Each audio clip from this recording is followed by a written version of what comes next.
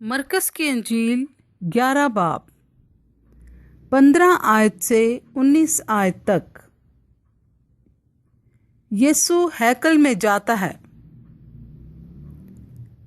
फिर वो यरूशलेम में आए और यीशु हैकल में दाखिल होकर उनको जो हैकल में खरीदो फरोख्त कर रहे थे बाहर निकालने लगा और सराफों के तख्तों और कबूतर फरोशों की चौकियों को उलट दिया।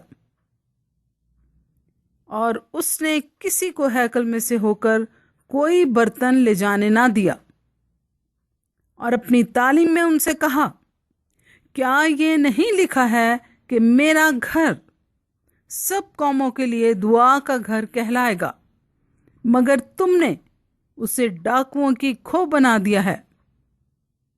और सरदार काहिन और फकी ये सुनकर उसके हलाक करने का मौका ढूंढने लगे, क्योंकि उससे डरते थे, इसलिए कि सब लोग उसकी तालीम से हैरान थे।